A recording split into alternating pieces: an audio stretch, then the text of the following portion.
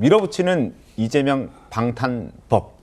최종 판단은 헌재 몫이 될 것이다라는 얘기가 나오고 있습니다. 자, 앞서도 말씀드렸던 조금 전에 이제 조희대 대법원장이 얘기했던 대법관 증언법 한 번 더 논의해보자. 그 법안과 함께 지금 형사소송법 개정안 그리고 지금 또 공직선거법 개정안 여러 가지 지금 법안들이 지금 앞으로 통과될 가능성이 높은 상황인데 그걸 이제 조선일보는 이재명 방탄법이라고 규정을 했습니다. 저것들이 이제 저 법안들이 통과가 되고 나면 이제 국민의힘에서도 헌재에 한 번 더 물어보자라는 어떤 입법 그런 행동들을 할 것이고 그렇게 되면은 최종 판단 결국 헌법재판소가 하게 될 것이다. 다시 한번 헌재 판단을 우리는 기다려야 할 것이다. 이런 해석들이 지금 나오고 있는 겁니다. 그러니까 저 부분도 우리가 정치에서 풀어야 될 얘기들이 계속 이제 법원으로 사법부의 영역으로 가게 되는 부분에 대한 어떤 지적들이 포함된 내용이었는데 조윤선 변호사님 어떻게 좀 보셨습니까? 저는 어제 일단 그 이재명 대통령 첫 일정으로 했던 그 원내 정당 대표들 간의 오찬장에서부터 좀 말씀을 좀 드리고 싶은 게 김용태 비대위원장이라든가 천하람 원내대표의 경우에 사실 그 자리가 어떤 자리였습니까? 우원식 의장께서는 비빔값까지 마련을 하면서 통합에 대해서 얘기를 했고요. 이재명 대통령도 통합과 협치에 대해서 손을 내밀었습니다. 그 손을 내민 오찬장 현장에서 사실상 김용태 비대위원장과 천하람 원내대표는 그 손을 맞잡지 않은 것에 버금가지 않는 생각이 들어요. 그 자리는 손을 잡지 않았다. 그렇죠. 그 자리에서 구태여 그런 식으로 그 개정안 통과에 대한 발언을 할 필요가 있었다는 측면을 좀 지적을 하고 싶고요. 그 얘기는 그 자리가 아니라 원내 대표들 간에 당 대표들 간에 충분한 논의와 수기를 할 수도 있는 부분입니다. 이재명 대통령이 처음으로 하는 화합의 오찬의 현장에서 그러한 발언한 것 자체가 저는 좀 부적절하다고 보여지고요. 그리고 관련해서 우려를 했던 공직선거법이라든가 형사소송법 개정안은 본 회의에 지금 부의에서 통과할 예정으로 남아 있지는 않습니다. 지금 현재는 당장 통과할 계획은 없는 것으로 보여지는 것이고요. 그리고 이 법 자체에 대해서 좀 말씀을 드린다면 뭐 공직선거법의 경우에도 수차례 말씀을 드렸지만 이 행위 규정에 대해서는 여러 나라에서 이러한 규정을 통해서 처벌하는 규정이 없습니다. 일반적인 형법으로 처벌을 하고 있어요. 명예훼손이라든가. 근데 구태여 공직선거법을 통해서 피선거권을 박탈한다라든가 당선자를 공직을 박탈하는 그런 형식으로 하는 것이 없기 때문에 그렇게 개정안을 추진한다고 말씀을 드릴 수 있는 것이고요. 형사소송법도 개정안도 마찬가지입니다. 이미 헌법 84조에 따라서 재직 중에는 내란 외환죄 말고는 소추되지 않는다고 명확하게 나와 있습니다. 그 소추에는 공소사실 유실과 재판도 당연히 포함되는 것이라고 해석할 수 있음에도 불구하고 일각에서 여기에 대해서 이의를 제기하고 있으니 그 법의 부족한 부분을 채우기 위한 그런 과정일 뿐입니다. 만약에 형사소송법을 개정하지 않는다고 하더라도 기존의 헌법 규정을 통해서 재판이 진행되지 않을 가능성도 저는 굉장히 높다고 보여지거든요. 알겠습니다. 그리고 또 하나 화면 한번 보면서 설명드리겠습니다.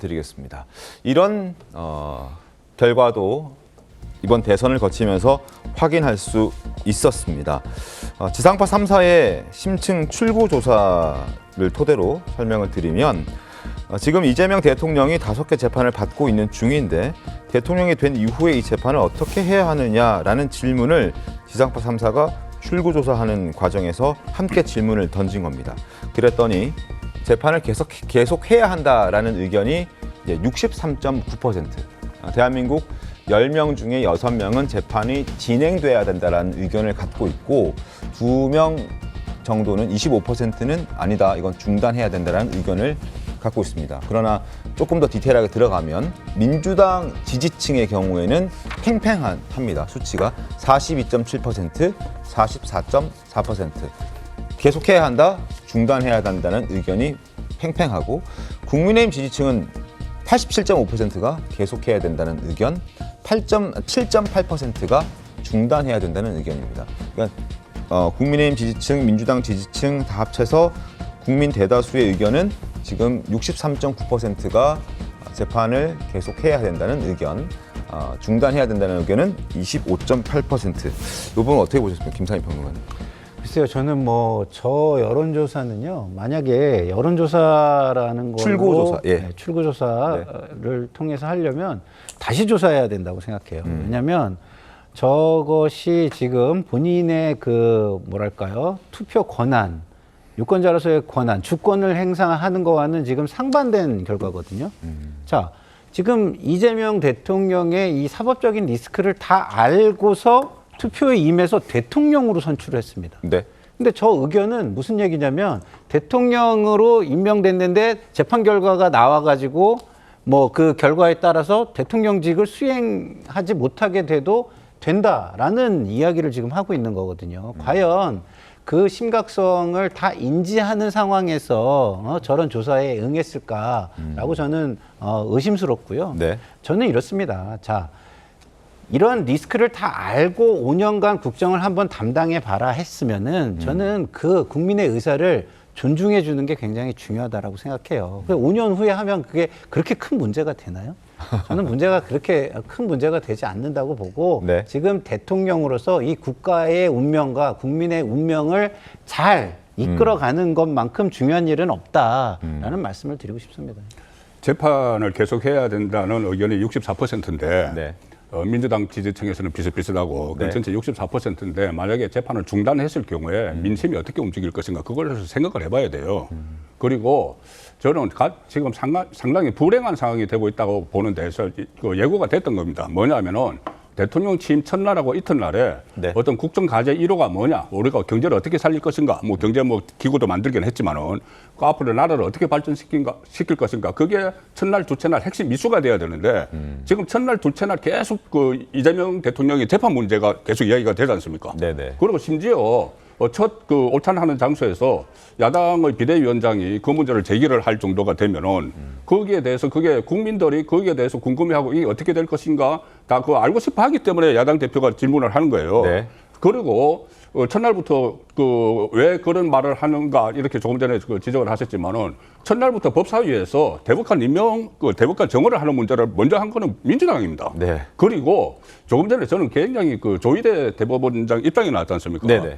입장이 어떻게 보면은 이재명 정부 들어서 제일 처음에 내놓은 것이 대법관 정원 문제를 이슈로 던졌는데 그것을 대법원장이 반박을 한 거예요. 네. 그러면은 가장 먼저 던진 그 핵심 아젠다에 대해서 대법원장이 반발을 해버린 겁니다. 취임 첫날, 이튿날에. 네. 그렇다면은 지금 앞으로 이 국정 운영을 하는데 이재명 대통령의 재판 관련 이슈가 네네. 계속 그 발목을 잡고 걸림돌이 될 가능성이 크기 때문에 네. 저는 이재명 이제 대통령이 됐으니까 이재명 대통령의 확실한 입장이 좀 나왔으면 싶습니다. 알겠습니다. 이게 두 가지 우려가 있는데요. 지금 이게 이재명 대통령이 국정 어젠다로 이끌고 가는 그 상황은 아닌 겁니다. 네. 지금 법사위에서 이루어지는 아, 예, 일이고 그렇죠. 네. 정청래 법사위원장이 주도하는 거예요. 당도 저는 불편해한다고 생각합니다. 자, 두 번째는요. 저 재판 중단이라는 표현이 맞는지 우리가 좀 따져봐야 돼요. 저게 5년간 유예가 되는 것이 중단되는 겁니까? 5년간 멈춘다는 뜻이겠죠. 뜻이죠. 네. 그리고 재개가 됩니다. 근데 어떻게 이게 중단입니까? 그래서 저거는 저 표현 속에서도 저 조사에 응하는 응답자들에게 상당한 오해를 줄 수 있는 조사다 이런 생각이 듭니다. 알겠습니다. 저도 좀 네. 아니 그런데 아니, 네, 아니 예를 들어서 네. 그러니까 민주당이 법사위에서 정청래 위원장이 알아서 한 것이지 이재명 대통령과 상관없다. 그렇게 되면은 취임 첫날부터 당정 관계가 제대로 호흡을 못 맞추는 거예요. 따로 가는 상황이 되는 것이죠. 이것은 또 다른 그 우려가 있는 것이고 중단이라는 의미가 완전히 없애버린다는 의미로 들리나요? 저는 잠시 중단했다가 다시 이제 그거 하는 것이 중단이라는 의미로 저는 그렇게 봐요. 유예라는 표현을 쓰는 알겠습니다. 뭐 단어 하나의 또 의미를 다르게 생각할 수도 있는 거니까요. 네. 조인찬 변호사님 뭐 하실 말씀 좀 있으신가요? 한마디만 좀 드리고 싶은 부분은 이번 헌법 84조와 관련해서는 이것은 이번 지금 최근 헌법의 개정 헌법에 통해서 있는 게 아니고요. 재헌 헌법 당시부터 있었던 규정입니다.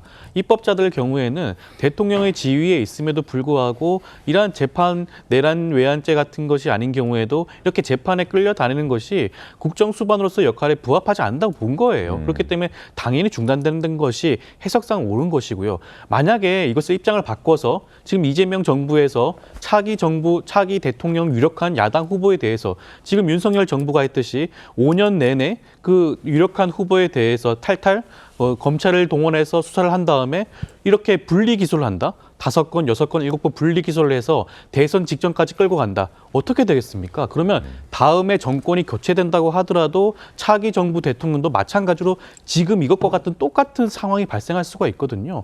이것은 입장을 바꿔놓고 생각을 해보더라도 대통령 임기 중에는 중단되는 것이 적합한 해석이 아닌가 생각이 듭니다.